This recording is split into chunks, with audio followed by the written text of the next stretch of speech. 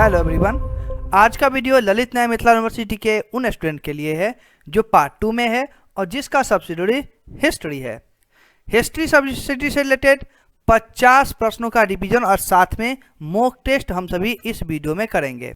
अगर आप अपने एग्जाम में अच्छा मार्क्स लाना चाहते हैं तो रिवीजन आपके लिए काफ़ी ज़्यादा इंपॉर्टेंट हो जाता है। तो आप इस वीडियो को कम्प्लीटली देख के सभी A to Z प्रश्नों का रिवीजन जरूर कीजिए।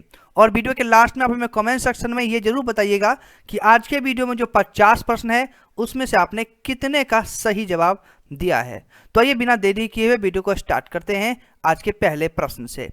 पहला प्रश्न है कि अब्दुल बहाव कौन थे। तो बताइए कि इस प्रश्न का सही जवाब क्या होगा। राइट आंसर हो जाएगा ऑप्शन नंबर घ, बहावी आंदोलन के नेता। अब्दुल बहाव कौन थे? तो बहावी आंदोलन के नेता थे।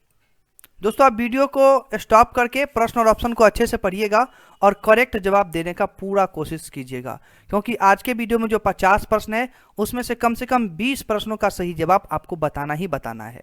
दूसरा प्रश्न है 103 नंबर का कि बहावी आंदोलन का प्रधान केंद्र था। तो इस प्रश्न का सही जवाब हो जाएगा ऑप्शन नंबर घ, पटना। बहावी आंदोलन का जो प्रधान केंद्र था वो कहाँ था? तो ये पटना में था। आप अच्छे से याद रखिएगा, यह आपके एग्जाम के लिए काफ़ी ज़्यादा इंपॉर्टेंट प्रश्न है। अगला प्रश्न है कि बंगाल का विभाजन कब हुआ था। तो बंगाल का जो विभाजन हुआ था वो हुआ था 1904 से 1905 में। ऑप्शन नंबर क इसका करेक्ट हो जाएगा। ऑप्शन नंबर क करेक्ट होगा इसका। आगे बढ़ने से पहले मैं आप सभी को बता दूं कि 100 से लेकर और 150 तक के प्रश्नों का रिवीजन हम सभी इस वीडियो में कर रहे हैं। अगर आप 1 से लेकर 100 तक के प्रश्नों का रिवीजन का वीडियो अगर आपने नहीं देखा है तो उसका लिंक आपको नीचे डिस्क्रिप्शन में मिल जाएगा, जाइए उस वीडियो को भी देखिए और आप अपने एग्जाम की तैयारी अच्छे से कीजिए। 105 नंबर का प्रश्न है कि नवीन भारतीय प्रेस अधिनियम पास हुआ। बताइए कि इसका करेक्ट जवाब क्या होगा। राइट आंसर ऑप्शन नंबर घ हो जाएगा 1910 में। अगला प्रश्न है कि आधुनिक उड़ीसा साहित्य के जनक कौन है। राइट आंसर क हो जाएगा फकीर मोहन सेनापति। ये आधुनिक उड़ीसा साहित्य के जनक है। कौन? तो फकीर मोहन सेनापति। अच्छे से याद रखिएगा। अगला प्रश्न है कि युगांतर किस शहर का समाचार पत्र था। तो युगांतर जो है वो कोलकाता का समाचार पत्र था। ऑप्शन नंबर घ करेक्ट होगा। अगला प्रश्न है कि प्रथम किसान संगठन का नाम क्या था। तो प्रथम किसान संगठन जो था उसका नाम था किसान सभा। क्या नाम था? तो किसान सभा। ऑप्शन नंबर क करेक्ट हो जाएगा। दोस्तों आप सभी प्रश्नों का जवाब अच्छे से देते चलिएगा। आपको 20 प्रश्नों का कम से कम सही जवाब यहाँ पे बताना है। 109 नंबर का प्रश्न है कि उस युवा प्रसिद्ध व्यक्ति का नाम क्या था जो किसान आंदोलन के दौरान सबसे पहले गिरफ्तार हुआ। इसका जो सही जवाब हो जाएगा वो ऑप्शन नंबर ए ही हो जाएगा, गांधी जी। अब प्रश्न को अच्छे से देख के समझ लीजिएगा और याद रखिएगा इसको। अगला प्रश्न है कि किस वर्ष कम्युनिस्टों के विरुद्ध पहला मुकदमा कानपुर में शुरू हुआ। ऑप्शन नंबर घ करेक्ट होगा 1924। अगला प्रश्न है कि किस वर्ष इंडियन रिपब्लिकन सोशलिस्ट एसोसिएशन की स्थापना हुई। ऑप्शन नंबर ग करेक्ट होगा 1928 ईस्वी में। अगला प्रश्न है कि भारतीय राष्ट्रीय कांग्रेस की स्थापना किसने की थी। ऑप्शन नंबर ख सही होगा, A.O. ह्यूम। आइए अगला प्रश्न देखते हैं। अगला प्रश्न है कि इनमें से कौन उदारवादी नहीं थे। आप ऑप्शन को देख लीजिए। पहला है क में कि बाल गंगाधर तिलक, ख में है गोपाल कृष्ण गोखले, ग में है सुरेंद्र नाथ बनर्जी और घ में है दादा भाई नौरोजी। इसमें से बताइए कि कौन उदारवादी नहीं थे। तो बाल गंगाधर तिलक जी जो हैं वो उदारवादी नहीं थे। तो ऑप्शन नंबर क करेक्ट हो जाएगा इसका, बाल गंगाधर तिलक। अगर आपने इस पे टिक लगाया होगा तो आपका बिल्कुल भी करेक्ट जवाब हो जाएगा। अगला प्रश्न है कि रॉलेट एक्ट कब पारित हुआ। ये काफ़ी ज़्यादा इंपॉर्टेंट प्रश्न है और एग्जाम में बार बार रिपीट होते रहता है, इसको आप अच्छे से देखिएगा। रॉलेट एक्ट कब पारित हुआ। तो ये पारित हुआ था मार्च 1919 में। ऑप्शन नंबर ख करेक्ट होगा। अगला प्रश्न है कि गांधी जी ने सत्याग्रह आंदोलन जो है वो किस स्थान से आरंभ किया। तो ये जो आरंभ किए थे सत्याग्रह आंदोलन गांधी जी वे दक्षिण अफ्रीका से आरंभ किए थे। ऑप्शन नंबर क यहाँ पे सही हो जाएगा। आइए अगला प्रश्न देखते हैं। ये भी प्रश्न काफी ज़्यादा इंपॉर्टेंट है कि दांडी यात्रा का उद्देश्य क्या था। तो दांडी यात्रा का जो उद्देश्य था वो था कि नमक कानून का उल्लंघन करना। तो ऑप्शन नंबर ख इसका करेक्ट हो जाएगा, नमक कानून का उल्लंघन। अगला प्रश्न है कि आज़ाद हिंद फौज का निर्माण किसने किया। तो आज़ाद हिंद फौज का जो निर्माण किया था वो किया था तो रास बिहारी बोस ने की थी। यानी आज़ाद हिंद फौज की जो स्थापना हुई थी वो टोक्यो जापान में हुई थी 1942 ईस्वी में, और इसकी स्थापना किसने की थी, तो रास बिहारी बोस ने की थी। और उन्होंने 28 से 30 मार्च तक फौज के गठन पर विचार के लिए एक सम्मेलन बुलाया और इसकी स्थापना हुई थी। तो दोस्तों इसमें से कोई भी ऑप्शन करेक्ट नहीं है, तो ऑप्शन नंबर घ इसका करेक्ट हो जाएगा, इनमें से कोई नहीं। याद रखिएगा आप सभी कि आज़ाद हिंद फौज का जो निर्माण किया था वो किसने किया था, आपके एग्जाम में पूछे जा सकते हैं, तो रास बिहारी बोस ने। चलिए अगला प्रश्न देखते हैं। अगला प्रश्न कि कैबिनेट मिशन कब भारत आया था। तो इसका जो करेक्ट जवाब हो जाएगा वो ख हो जाएगा, मार्च 1946 ईस्वी में कैबिनेट मिशन भारत आया था। अगला प्रश्न कि केंद्र में अंतरिम सरकार की स्थापना कब हुई थी। तो ये हुई थी 1946 में, ऑप्शन नंबर ख करेक्ट होगा। अगला प्रश्न है कि मुस्लिम लीग ने पहली बार पाकिस्तान की मांग कब की। तो मुस्लिम लीग पहली बार जो पाकिस्तान की मांग की थी वो की थी 1940 ईस्वी में, ऑप्शन नंबर घ इसका करेक्ट हो जाएगा। आप सभी का रिवीजन अच्छे से कीजिएगा। अगर आप प्रश्न ऑप्शन पढ़ने के लिए आपको समय नहीं बच पाता होगा तो वीडियो को स्टॉप कर लीजिएगा और प्रश्न ऑप्शन को अच्छे से देखिएगा। अगला प्रश्न है कि 121 नंबर का कि 1916 का कांग्रेस का लखनऊ सत्र क्यों महत्वपूर्ण माना जाता है।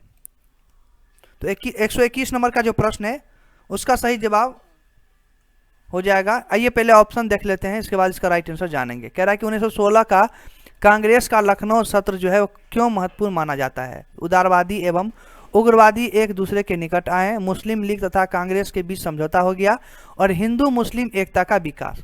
दोस्तों ये तीनों ही करेक्ट जवाब है इसका, तो इसलिए राइट आंसर इसका घ हो जाएगा, उपयुक्त सभी। अगला प्रश्न है आपके स्क्रीन पे कि संथाली आंदोलन जो है वो कब प्रारंभ हुआ था। तो संथाली आंदोलन कब प्रारंभ हुआ था, ये हुआ था आपको 1831 से 1832 ईस्वी में, ऑप्शन नंबर क करेक्ट हो जाएगा इसका। अगला प्रश्न है कि संथाली आंदोलन जो है वो भागलपुर के विस्तृत क्षेत्र में कब फैला था। तो इस प्रश्न का करेक्ट जवाब ऑप्शन नंबर ख हो जाएगा, 1855 से 1857 में। अगला प्रश्न है कि संथाली विद्रोह जो है वो किसके नेतृत्व में हुआ था। तो संथाली विद्रोह जो हुआ था वो आपको सिद्धू कानन के विद्रोह में हुआ था, ऑप्शन नंबर क करेक्ट हो जाएगा यहाँ पे। अगला प्रश्न है कि मुंडा आंदोलन जो है वो किसके नेतृत्व में प्रारंभ हुआ था। तो राइट आंसर इसका ख हो जाएगा, बिरसा मुंडा। अगला प्रश्न है कि हजारीबाग जेल से बिरसा कब रिहा हुए थे। तो ये हुए थे आपको 1898 ईस्वी में, ऑप्शन नंबर घ करेक्ट हो जाएगा इसका। अगला प्रश्न है कि पत्नी सहित बिरसा कब गिरफ्तार हुए। तो बिरसा पत्नी सहित जो गिरफ्तार हुए थे वो हुए थे 1900 ईस्वी में, ऑप्शन नंबर ग करेक्ट हो जाएगा यहाँ पे। अगला प्रश्न है कि बिरसा की मृत्यु कब हुई थी। तो बिरसा की जो मृत्यु हुई थी वो हुई थी 2 जून 1900 ईस्वी में, तो ऑप्शन नंबर क यहाँ पे करेक्ट हो जाएगा। अगला प्रश्न देखते हैं, 129 नंबर का प्रश्न है कि भारतीय राष्ट्रीय आंदोलन की विशिष्टता कौन नहीं है। तो इसके लिए आपको ऑप्शन देखना होगा, पहला है अल्प अवधि, दूसरा है संवैधानिक विकास, तीसरा है सामाजिक एवं आर्थिक आंदोलन, और घ ऑप्शन है विश्वव्यापी प्रभाव। अगर आपने ऑप्शन को अच्छे से देख लिया है तो मैं बता दूं कि इसका राइट आंसर ऑप्शन नंबर क ही हो जाएगा, अल्प अवधि। भारतीय राष्ट्रीय आंदोलन की विशेषता इसमें से कौन नहीं है, तो अल्प अवधि, ये इसकी विशेषता नहीं है। बाकी ये तीनों इसकी विशेषता है, संवैधानिक विकास, सामाजिक एवं आर्थिक आंदोलन और विश्वव्यापी प्रभाव। आइए अगला प्रश्न को देखते हैं। अगला प्रश्न है 130 नंबर का कि 20वीं शताब्दी में स्वतंत्रता प्राप्ति हेतु किस देश में राष्ट्रीय आंदोलन चला। यह भी काफ़ी ज़्यादा इंपॉर्टेंट प्रश्न है। अगर आप हिस्ट्री का जानकारी या नॉलेज थोड़ा सा भी रखते होंगे तो मुझे पूरा यकीन है कि इस प्रश्न का सही जवाब आप जरूर बता दीजिएगा। तो 20वीं शताब्दी में जो स्वतंत्रता प्राप्ति हेतु देश में जो राष्ट्रीय आंदोलन चला था वो कौन से देश में चला था, तो भारत में चला था, ऑप्शन नंबर ग करेक्ट होगा। अगला प्रश्न कि बहावी आंदोलन जो है वो किसके द्वारा प्रारंभ किया गया था। तो बहावी आंदोलन जो प्रारंभ किया गया था वो क्या था, सैयद अहमद खां के द्वारा। अगला प्रश्न है कि 1822 से 1868 तक यानी 46 वर्षों तक वहाबी आंदोलन का मुख्य केंद्र कहाँ थी? तो इसका करेक्ट जवाब क हो जाएगा, पटना। अगला प्रश्न है कि कब तक वहाबी आंदोलन पूर्णतया समाप्त हो गया? ख राइट आंसर हो जाएगा 1870 से 1871 ईस्वी तक। ये जो है वहाबी आंदोलन वो पूर्णतः समाप्त हो गया था 1870 से 1871 ईस्वी तक। अगला प्रश्न है कि भारतीय राष्ट्रीय कांग्रेस जो है वो राष्ट्रीय कांग्रेस कब अस्तित्व में आया था? तो ये जो अस्तित्व में आया था वो आया था 1885 ईस्वी को। ऑप्शन नंबर ग करेक्ट होगा। अगला प्रश्न है कि सत्यार्थ प्रकाश के रचयिता कौन थे? तो रामकृष्ण परमहंस जी जो है वो सत्यार्थ प्रकाश के रचयिता थे। यहाँ पे ऑप्शन नंबर ख करेक्ट हो जाएगा, रामकृष्ण परमहंस। अगला प्रश्न है कि अखिल भारतीय राष्ट्रीय कांग्रेस की स्थापना कब हुई थी? तो ये हुई थी आपको 1885 ईस्वी में। ऑप्शन नंबर क यहाँ पे करेक्ट हो जाएगा। अगला जो प्रश्न है स्क्रीन पे कि 137 नंबर का कि भारतीय राष्ट्रीय कांग्रेस का जनक किन्हें कहा जाता है? तो भारतीय राष्ट्रीय कांग्रेस का जो जनक कहा जाता है वो आपको A.O. ह्यूम को कहा जाता है। ऑप्शन नंबर यहाँ पे ख करेक्ट हो जाएगा। अगला प्रश्न है कि भारत का तेजस्वी पितामह के नाम से कौन जाने जाते हैं? तो इसका करेक्ट जवाब क हो जाएगा, दादा भाई नौरोजी। ये भारत के तेजस्वी पितामह के नाम से जाने जाते हैं। अगला प्रश्न है कि अखिल भारतीय राष्ट्रीय कांग्रेस की स्थापना 1885 ईस्वी में किस तिथि को हुई थी? तो ये हुई थी आपको 28 दिसंबर को। ऑप्शन नंबर ख करेक्ट होगा। यहाँ पे तिथि पूछ रहा है, 1885 ईस्वी में हुआ था, लेकिन किस तिथि को हुई थी? तो 28 दिसंबर को हुई थी। अगला प्रश्न है कि अखिल भारतीय राष्ट्रीय कांग्रेस के प्रथम अध्यक्ष कौन थे? तो राइट आंसर उमेश चंद्र बनर्जी हो जाएगा। ऑप्शन नंबर ग इसका करेक्ट है, उमेश चंद्र बनर्जी। ये अखिल भारतीय राष्ट्रीय कांग्रेस के प्रथम अध्यक्ष थे, उमेश चंद्र बनर्जी। याद रखिएगा, आपके एग्जाम में पूछे जा सकते हैं इस टाइप के प्रश्न। अगला प्रश्न है कि अखिल भारतीय राष्ट्रीय कांग्रेस की स्थापना का मुख्य उद्देश्य क्या था? तो इसका जो मुख्य उद्देश्य था वो था आपको, आइए पहले ऑप्शन देख लेते हैं कि पहला ऑप्शन है कि राजनीतिक, सामाजिक, आर्थिक और धार्मिक। तो अखिल भारतीय राष्ट्रीय कांग्रेस की स्थापना का मुख्य उद्देश्य था यहाँ पे सामाजिक हो जाएगा।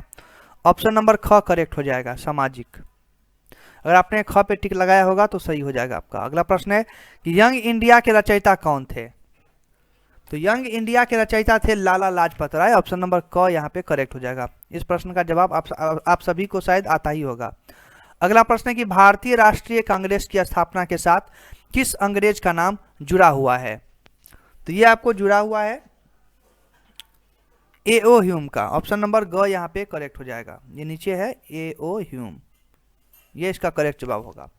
अगला प्रश्न है कि उदारवादी किस तरीके में विश्वास करते थे? तो उदारवादी जो विश्वास करते थे वैधानिक तरीके में विश्वास करते थे उदारवादी। ऑप्शन नंबर क करेक्ट होगा यहाँ पे। अगला प्रश्न है कि भारतीय राष्ट्रीयता का जनक किन्हें कहा जाता है? ऑप्शन नंबर ख सही हो जाएगा, उदारवादियों को। अगला प्रश्न है कि इनमें कौन उदारवादी नेता नहीं थे? ऑप्शन पढ़ लीजिए, दादा भाई नौरोजी, सुरेंद्रनाथ बनर्जी, बाल गंगाधर तिलक और गोपाल कृष्ण गोखले। इसमें से बताइए कि कौन उदारवादी नेता नहीं थे? तो बाल गंगाधर तिलक। ये प्रश्न शायद रिपीटेड है, ग इसका राइट आंसर हो जाएगा। दोस्तों एग्जाम में इस टाइप के प्रश्न पूछे जाते हैं, तो इस प्रश्न सबको आप अच्छे से देख लीजिएगा। अगला प्रश्न है कि महात्मा गांधी किसे अपना राजनीतिक गुरु मानते थे? अगर आप इतिहास थोड़ा सा भी पढ़ते होंगे तो इसका भी जवाब आपको जरूर ही मालूम होगा। तो महात्मा गांधी जो अपना राजनीतिक गुरु मानते थे वो मानते थे गोपाल कृष्ण गोखले जी को। ऑप्शन नंबर क यहाँ पे करेक्ट हो जाएगा। आइए अगला प्रश्न देखते हैं। अगला प्रश्न है कि भारतीय इतिहास में किस शताब्दी को अंधकार युग कहा जाता है? तो ये भी काफी ज्यादा आसान प्रश्न है और एग्जाम में कई बार आ चुका है ये प्रश्न, तो इसको भी आप अच्छे से देखिएगा।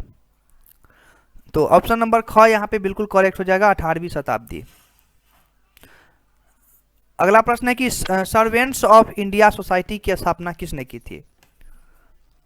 गोपाल कृष्ण गोखले ने की थी। ऑप्शन नंबर घ यहाँ पे करेक्ट हो जाएगा। और आज के वीडियो का आखिरी प्रश्न देखेंगे। प्रश्न है कि किसने कहा था कि कांग्रेस ब्रिटिश शासन की सर्वोच्च विजय और ब्रिटिश जाति का कीर्ति मुकुट है। आप प्रश्न को अच्छे से देखिए और यहाँ पे बस एक ही ऑप्शन दिए गए हैं और यही इसका राइट आंसर हो जाएगा, सर टी माधव राव। आप अच्छे से याद रखिएगा, सर टी माधव राव ने कांग्रेस ब्रिटिश शासन की सर्वोच्च विजय और ब्रिटिश जाति का कीर्ति मुकुट है। मतलब ये किसने कहा था। इस प्रश्न को मैं एक बार फिर से समझा रहा हूं कि सर टी माधव राव ने कहा था कि कांग्रेस ब्रिटिश शासन की सर्वोच्च विजय और ब्रिटिश जाति का कीर्ति मुकुट है।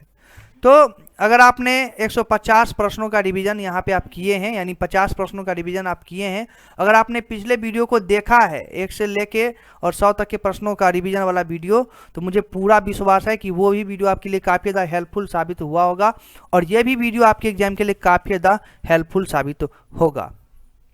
अगर आप सभी प्रश्नों का A to Z रिवीजन कर रहे हैं तो मुझे पूरा विश्वास है कि आपके एग्जाम में अच्छा मार्क जरूर आएगा।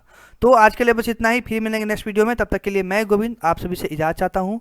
वीडियो को देखने के लिए धन्यवाद।